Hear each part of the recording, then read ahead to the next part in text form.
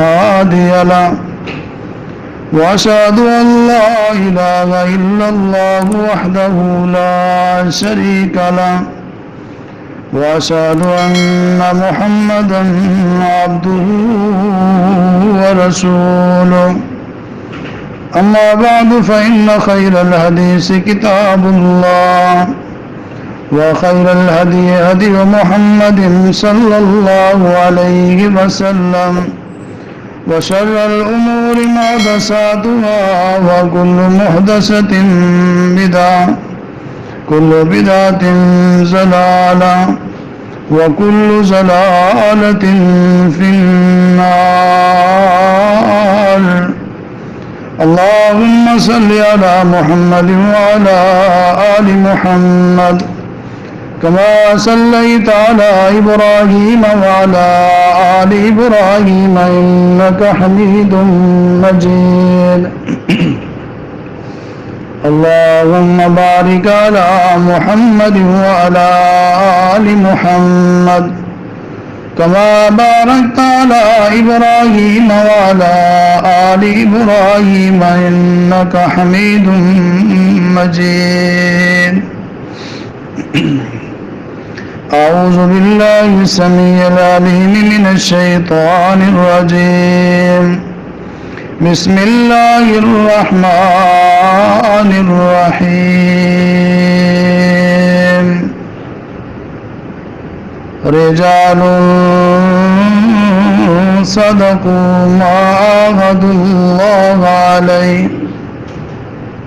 من المؤمنين رجال صدقوا ما عاهدوا الله عليه فمنهم من قضى نحبه ومنهم من ينتظر وقال الله تبارك وتعالى في مقام آخر للذين أحسنوا الحسنى وزيادة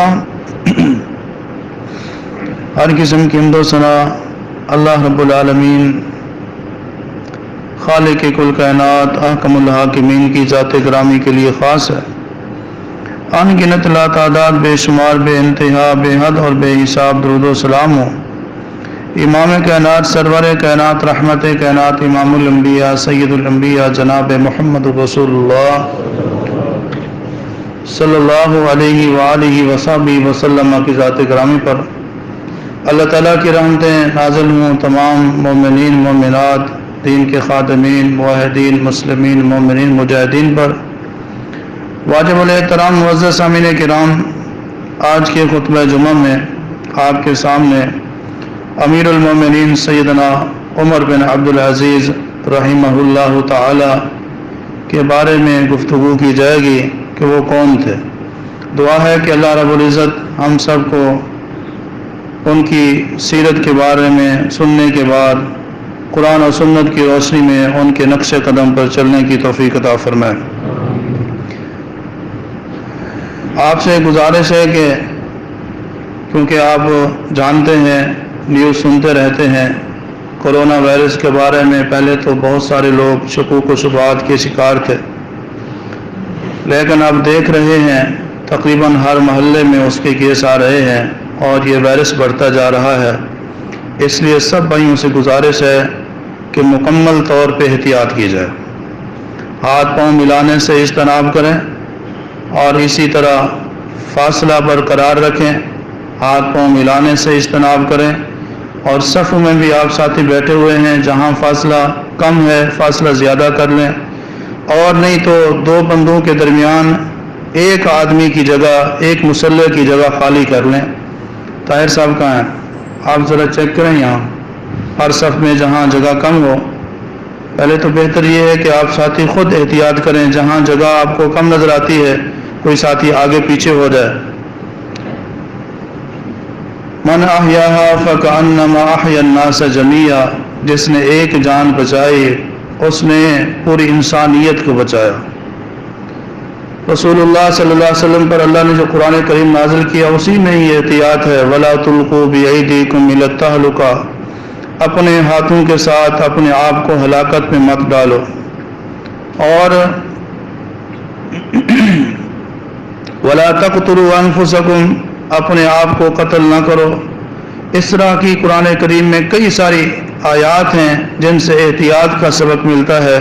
ये जान होगी तो अल्लाह रब्बुल आलमीन की तौहीद की आवाज़ बुलंद करेंगे, यही ज़िंदगी होगी तो अल्लाह रब्बुल आलमीन का ज़िक्र करेंगे, नबी अलैहिस्सलाम पे दुरूद पढ़ेंगे, नेक अमाल करेंगे और अपने लिए जन्नत में घर बनाने की कोशिश करेंगे। जब ज़िंदगी ना रही तो फिर खाता तो बंद हो जाएगा। तो अल्लाह रब्बुल आलमीन हम सबको, तमाम उम्मत मुस्लिमा को इस कोरोना वायरस से महफूज फरमाए।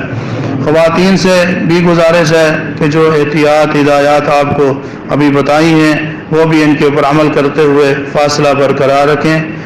अल्लाह रब्बुल आलमीन मुझे और आपको सेहत, तंदुरुस्ती, ईमान वाली लंबी उम्र अता फरमाए और इस वायरस से निजात दे। फिर बहुत वक्त है, बड़ा वक्त अल्लाह ताला देगा इंशाअल्लाह, जिसमें हम इंशाअल्लाह गले मिलेंगे, हाथ पाँव मिलाएंगे और मोहब्बत का इजहार करेंगे। इस मुसीबत की घड़ी में, इस वबा में, इस आजमाइश में हम सब एहतियात करेंगे तो इस नीयत के साथ कि हमारा दीनी फ़ायदा होगा इंशाअल्लाह। ये एहतियात भी हमारे लिए बाइसे सवाब होगी।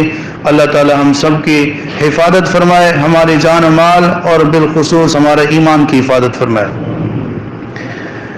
कुछ दिन पहले मुल्क शाम के शहर अदलब में अमीरुल मोमिनीन उमर बिन अब्दुल अजीज़ रहमहुल्लाह और उनकी ज़ौजा जनाब फ़ातिमा रहमहुल्लाह और उनके एक खादिम की कब्र को तोड़ा गया, नाउज़ बिल्लाह। उसके ऊपर आग लगाई गई और उनकी लाशों की भी बेहुरमती की गई।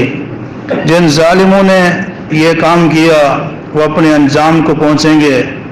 ये खबर सुनकर बड़ी आलम इस्लाम में, ख़ास तौर पर सच्चे मुसलमानों में बड़ी खबर ये जब फैली, एक परेशानी की हालत थी। सब लोग परेशान थे कि एक शख्स को उसकी वफ़ात के तकरीबन कोई 1200-1300 साल बाद क्यों उसकी कब्र की बेहुरमती की गई। अगर इस तरह का मामला इन जालिमों ने शुरू कर दिया तो फिर किसी बुजुर्ग की कब्र सलामत नहीं रहेगी। अल्लाह ताला ऐसे जालिमों को हिदायत अता फरमाए। अगर हिदायत के काबिल नहीं तो जिस चीज़ के मुस्तहिक हैं अल्लाह ताला उनके साथ वही सलूक फरमाए। बातिल हक को मिटाना चाहता है, वो चाहता है कि अल्लाह वालों की बेइज्जती की जाए और उनकी बेहुरमती की जाए। लेकिन अल्लाह रब्बुल आलमीन का ये जो दीन है और दीन को मानने वाले हैं, इसको जितना भी छुपाया जाए ये उतना जाहिर होता है, जितना भी इसको दबाया जाए ये उतना बुलंद होता है। लोगों ने उमर बिन अब्दुल अजीज़ रहमहुल्लाह की तौहीन की कोशिश की और अपने सीने में जो गैज़ व गज़ब और नफ़रत की आग थी उसको बुझाया।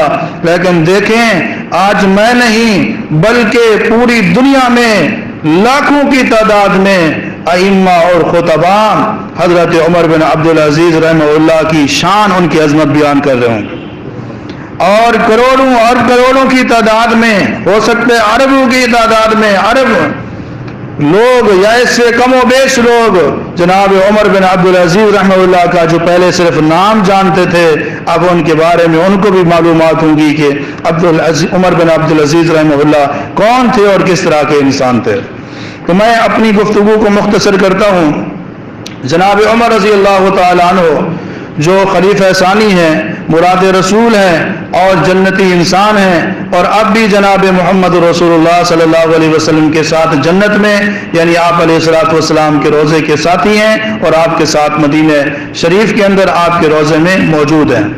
हज़रत उमर बिन ख़त्ताब रज़ी अल्लाह तआला अन्हु के बारे में आपने एक मशहूर वाक़या सुना हुआ है कि उन्होंने मदीना की गलियों में रात को गश्त करते हुए एक घर से आवाज़ सुनी थी। माँ अपनी बेटी को कह रही थी कि पानी मिला दो दूध में, तो बेटी ने आगे कहा अमीरुल मोमिनीन उमर ने इससे मना किया है कि दूध में मिलावट नहीं करनी। उसने कहा उमर कौन सा हमें देख रहे हैं? बेटी ने कहा इज़न ला यराना उमर फरब्बु उमर यराना, अगर उमर नहीं देख रहे उमर का रब तो देख रहा है।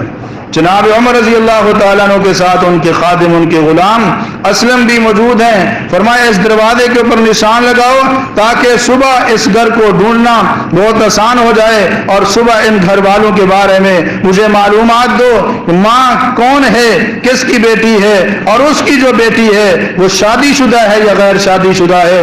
صبح پتہ کرایا گیا کہ وہ جو خاتون تھی ایک غریب خاتون تھی، وہ اپنا گزر بسر اسی سے کیا کرتی تھی، لیکن اس کی بیٹی اللہ والی تھی، اللہ سے ڈرنے والی تھی، اور وہ شادی شدہ نہیں تھی۔ حضرت عمر رضی اللہ تعالیٰ عنہ نے اپنے بیٹوں سے مشورہ کیا اور اس غریب گھرانے میں جا کر اپنے بیٹے عاصم کے لیے اس اللہ والی بچی کا رشتہ طلب کرنے کے لیے عمر رضی اللہ تعالیٰ پہنچ گئے۔ انہوں نے ہاں کر دی، نکاح ہو گیا، رخصتی ہو گئی، اور عمر رضی اللہ تعالیٰ عنہ کے بیٹے عاصم کے گھر ایک بیٹی پیدا ہوئی، وہ بیٹی بڑی ہوئی، اس کی شادی ہوئی، اس بیٹی کو اللہ رب العالمین نے ایک بیٹا عطا فرمایا جس کا نام تھا عمر بن عبد العزیز رحمہ اللہ۔ یوں سمجھیں کہ سیدنا عمر رضی اللہ تعالیٰ عنہ عمر بن عبد العزیز رحمہ اللہ تعالیٰ کے پڑ نانا لگتے ہیں۔ ان کے نانا عاصم عمر بن خطاب رضی اللہ تعالیٰ عنہ کے بیٹے تھے۔ بہت ہی اچھا وقت انہوں نے گزارا، ان کی تربیت بہت ہی اعلیٰ بزرگوں نے کی۔ پہلی بات تو یہ ہے، یہ جس شہر میں پیدا ہوئے اس شہر کا نام مدینۃ المصطفیٰ مدینۃ النبی ہے، اور 8 صحابہ نے ان کی تربیت کی، اور انہوں نے ان 8 صحابہ سے سیکھا جن میں ابو ہریرہ رضی اللہ تعالی موجود ہیں، جن کا نام حضرت ابو ہریرہ رضی اللہ تعالیٰ عنہ آتا ہے، اور اسی طرح عبداللہ بن عمر رضی اللہ تعالیٰ عنہ۔ اسی طرح انہوں نے علم حدیث حضرت ابو ہریرہ رضی اللہ تعالیٰ عنہ کے داماد سعید بن مسیب رحمۃ اللہ علیہ جو 500 صحابہ کے شاگرد ہیں، ان سے علم حدیث حاصل کیا۔ عمر بن عبد العزیز رحمۃ اللہ علیہ یہ تابعی تھے، کئی سارے صحابہ سے ان کی ملاقات تھی، اور ان سے علم قرآن و حدیث سیکھنا بھی ثابت ہے۔ عمر رضی اللہ تعالی عنہ نے ایک خواب دیکھا تھا، اور اس خواب کا ایسا چرچا ہوا منبر رسول کے اوپر۔ حضرت عمر رضی اللہ تعالی خواب دیکھنے کے بعد اس کی تعبیر بیان فرمائی، فرمایا کہ میں نے ایک خواب دیکھا ہے، اس خواب کی تعبیر میں یہ بتاتا ہوں کہ میری اولاد میں ایک ایسا لڑکا پیدا ہوگا جس کے چہرے کے اوپر ایک زخم کا نشان ہوگا، اور وہ جو بیٹا ہے اللہ رب العالمین اس سے ایسا کام لے گا کہ وہ یملأ الارض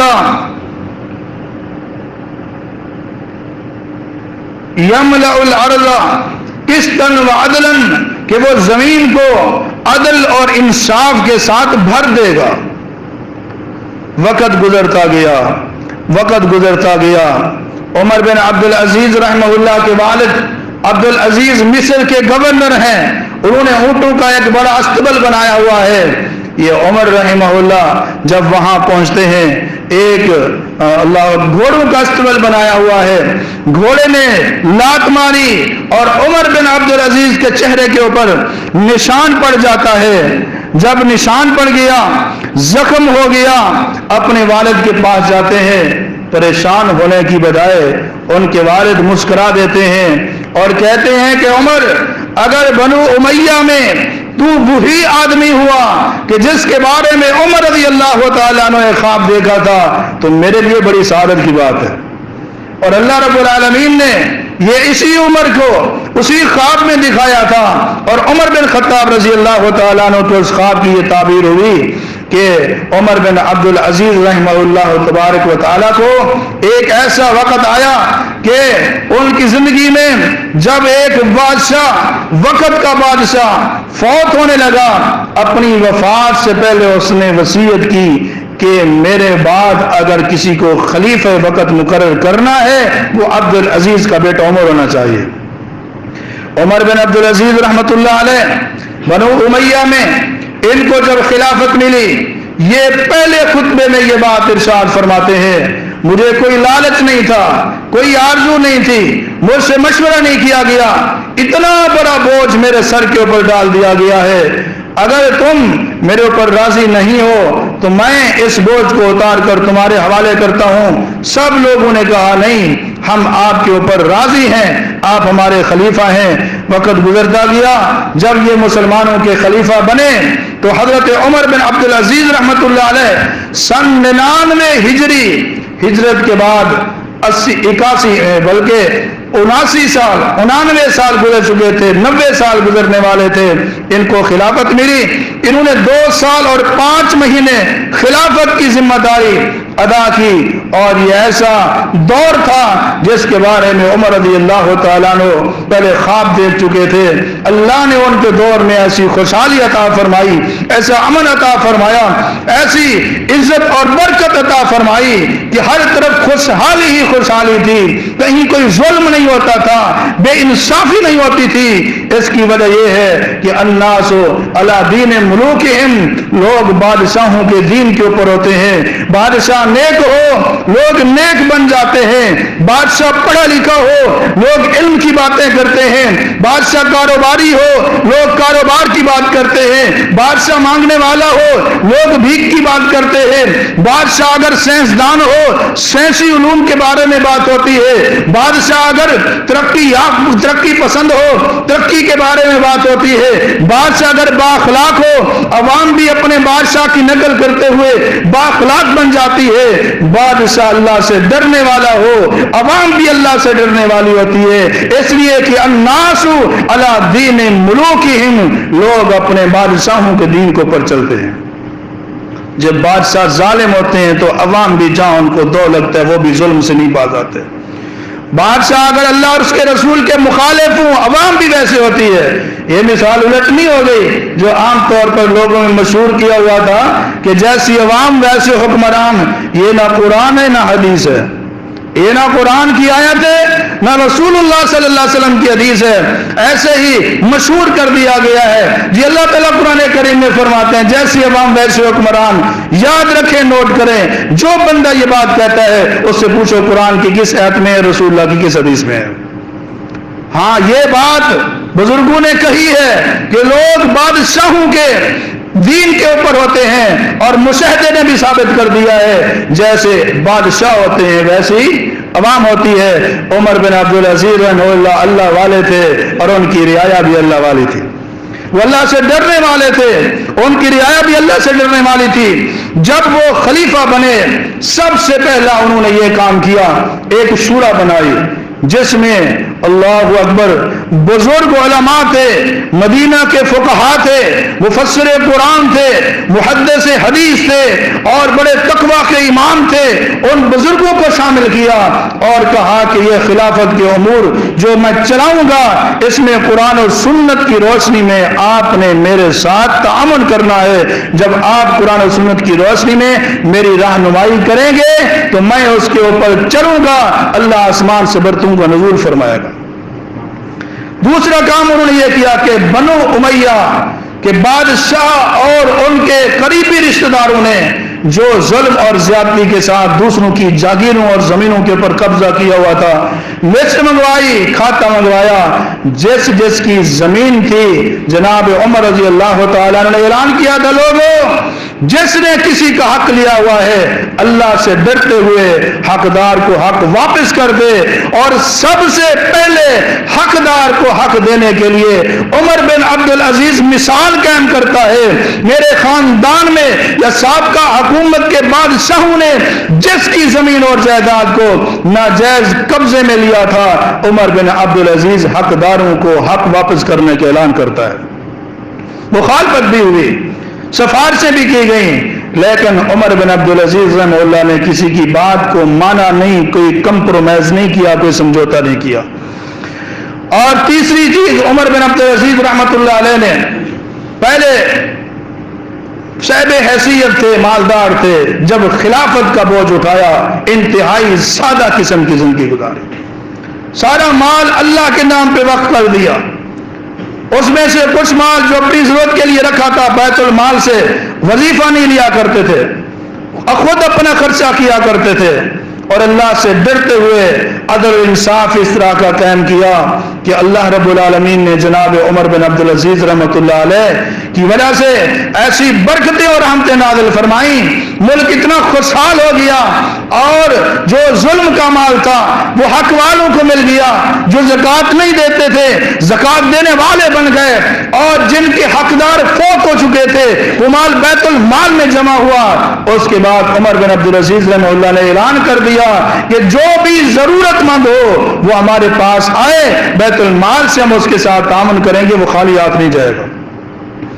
لوگ اللہ سے ڈرنے والے بن گئے، اور خود عمر بن عبدالعزیز رحمۃ اللہ علیہ اللہ سے اس طرح ڈرنے والے تھے، قرآن کو پڑھنے والے، سمجھنے والے، غور و خوض کرنے والے، ایسے متقی انسان تھے۔ ان کے بارے میں آتا ہے نماز پڑھ رہے تھے، نماز پڑھا رہے تھے اور سورہ تکویر کی تلاوت کرتے ہیں، اذا الشمس كورت واذا النجوم انكدرت واذا الجبال سجرت واذا العشار عطلت واذا الوحوش حشرت۔ جن آیات میں قیامت کے قائم ہونے کا منظر تھا، آسمان کا سورج بے نور ہو جائے گا، ستارے جھڑ جائیں گے، پہاڑوں کو چلایا جائے گا، سمندروں کو پانی کو آگ میں بدل دیا جائے گا۔ جناب عمر بن عبدالعزیز رحمہ اللہ اتنے روئے، سسکیاں لے کے روتے رہے، مقتدی بھی روتے رہے۔ ایک محدث کا بیان ہے، ایسے لگتا تھا کہ مسجد کی دیواریں بھی سسکیاں لے لے کے عمر بن عبدالعزیز کے ساتھ ہو رہی ہیں۔ میرے بھائیوں، جب حکمران ایسے ہوں پھر عوام بھی بڑی نیک بن جاتی ہے۔ اللہ ہم سب کو اس طرح کے حکمران نصیب فرمائے۔ عمر بن عبدالعزیز رحمۃ اللہ علیہ کے اندر ایک خوبی یہ تھی، قرآن کا علم تھا، قرآن سے محبت کرنے والے تھے۔ دوسری ان کے اندر خوبی یہ تھی، وہ کسی کا حق نہ کھاتے تھے نہ کھانے دیتے تھے۔ جب حق والے کو حق ملتا ہے آسمان سے برکتوں کا نزول ہوتا ہے، اور ایسا برکتوں کا نزول ہوا ان کے دور میں۔ انہوں نے ایک عامل کو بھیجا افریقہ کے ملک میں اور کہا وہاں جا کر اللہ اکبر لوگوں سے زکوٰۃ وصول کرو، امیروں سے زکوٰۃ لینی ہے، غریبوں میں تقسیم کرنی ہے۔ افریقہ کے ملک میں وہ عامل وہاں کئی دن رہا، وہاں سے زکوٰۃ وصول کی، زکوٰۃ کا مال تو جمع ہو گیا۔ خط لکھا امیر المومنین زکوٰۃ کا مال جمع ہو گیا ہے، زکوٰۃ لینے والا کوئی نہیں ملتا، کیا کروں؟ یہ وہ عمر بن عبدالعزیز رحمۃ اللہ علیہ ہیں جو آئے تو بہت بعد میں ہے، خلیفہ راشد نہیں ہے، خلفائے راشدین کی تعداد 4 ہے، لیکن امت کے لوگوں نے ان کو خلیفہ راشد کا لقب دیا ہے۔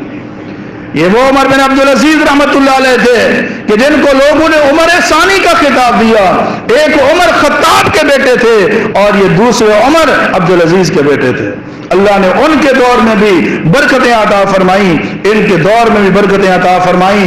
اس قدر اللہ سے ڈرنے والے تھے، تقوی ورع کا یہ حال تھا کہ وہ چیزیں جو جائز تھیں ان میں بھی بڑی احتیاط کیا کرتے تھے، خیانت سے بچا کرتے تھے۔ ایک مرتبہ ان کا شہد کے ساتھ روٹی کھانے کو دل کرتا ہے، گھر جا کے پوچھتے ہیں کہ کوئی گھر میں شہد ہے کہ میں شہد کے ساتھ روٹی کھانے۔ کچھ دن بعد کھانے میں شہد پیش کیا جاتا ہے، کھانے کے بعد سوچتے ہیں کہ کچھ دن پہلے تو نہیں تھا، یہ آج جو گھر میں شہد آیا کہاں سے آیا ہے؟ اپنی بیوی سے پوچھا یہ کہاں سے منگوایا ہے، کوئی تحفہ ملا ہے، خرید کیا ہے؟ انہوں نے کہا 2 دینار کے ساتھ میں نے یہ شہد خرید کیا ہے، یہ شہد میں نے خرید کیا ہے۔ کہا کہاں سے؟ فلاں شہر سے۔ سواری تو ہے نہیں؟ کہا وہ جو بیت المال کا جو گھوڑا ہے وہ میں نے اپنے ملازم کو کہا تھا استعمال کر لو۔ فرمایا اس شہد کو بیچو، اس میں جو منافع ہوا وہ بیت المال میں جمع کرایا گیا اور شہد کو بیچ دیا گیا، اور وہ جو 2 درہم تھے اس سے زیادہ مال تھا بیت المال میں جمع کرایا گیا، اور کہا کہ آج کے بعد یہ بیت المال مسلمانوں کی امانت ہے، عمر بن عبدالعزیز کے گھر والوں کو حق حاصل نہیں ہے وہ مسلمانوں کے مال سے فائدہ اٹھائیں۔ عمر بن عبدالعزیز رحمۃ اللہ علیہ اس طرح تقوی والے تھے، اللہ سے ڈرنے والے تھے کہ آخر میں ان کو ان کے خادم کے ذریعے، ان کے ملازم کے ذریعے زہر دلوا دیا گیا تھا، اور جب ان کو زہر دلوا دیا گیا ان کو پتہ چل گیا، خادم نے، نوکر نے، ملازم نے بھی مان لیا کہ مجھے 1000 دینار کا لالچ دیا گیا، قتل کرنے کی دھمکی دی گئی کہ عمر بن عبدالعزیز نے ہماری جائیدادیں لے کر بیت المال میں جمع کرا دی، حق والوں کو حق دے دیا۔ کہا گیا اگر تم ان کو زہر نہیں دو گے تمہیں قتل کر دیں گے، اگر تم زہر دو گے 1000 دینار انعام بھی دیں گے۔ انعام لے لیا۔ عمر بن عبدالعزیز رحمہ اللہ نے اپنے خادم کو بلایا اور فرمایا کہاں ہے وہ 1000 دینار؟ کہا یہ ہے۔ فرمایا یہ 1000 دینار بیت المال میں جمع کراؤ، اور آسمان کی طرف نگاہ اٹھا کے کہتے ہیں یا اللہ میں نے اپنے نوکر کو معاف کر دیا ہے، تو عبدالعزیز کے بیٹے عمر کو بھی معاف کر دے۔ یہ عمر بن عبدالعزیز رحمۃ اللہ علیہ جن کے واقعات وقت نہیں بڑی تفصیل کے ساتھ یہ موضوع بیان ہو سکتا ہے، ایسے ایسے واقعات ہیں۔ میں آج پڑھ رہا تھا، آنکھوں میں آنسو آ جاتے ہیں، رونگٹے کھڑے ہو جاتے ہیں، اور ایک خیال آتا ہے وہ کوئی بڑے بزرگ ہوں گے، ایجڈ آدمی ہوں گے، عمر رسیدہ ہوں گے۔ جب میں نے ان کی تاریخ پیدائش پہ غور کیا، سن 60 ہجری میں وہ پیدا ہوتے ہیں اور سن 101 ہجری میں وہ فوت ہوتے ہیں۔ ان کی ٹوٹل عمر 40 یا 41 سال بنتی ہے۔ یہ نوجوان جو علم کے دریا تھے، تقوی کا پہاڑ تھے، اللہ سے ڈرنے والے تھے، اور ان کے دور میں اللہ نے ایسی برکتیں عطا فرمائیں۔ آخری واقعہ میں آپ کو سناتا ہوں، وہ واقعہ کیا ہے؟ اور اس سے پہلے انہوں نے دنیا سے جاتے ہوئے کوئی مال بنایا نہیں، کوئی بڑی جائیداد نہیں چھوڑی۔ جب دنیا سے روانہ ہوئے ان کے 12 بیٹے تھے، اور ان کی ٹوٹل جو وراثت اور جائیداد تھی وہ 18 دینار تھی۔ اپنے بیٹوں کو بلایا، کہا بیٹو میرے سامنے 2 راستے تھے، میں ناجائز طریقے سے تمہارے لیے مال بناتا اور اپنے آپ کو جہنم کی آگ کا حقدار بناتا، میں نے یہ راستہ نہیں چنا۔ دوسرا راستہ یہ تھا وَهُوَ يَتَوَلَّى الصَّالِحِينَ، میں تمہیں اللہ کے راستے پہ لگا دیتا، اللہ کے سپرد کر دیتا۔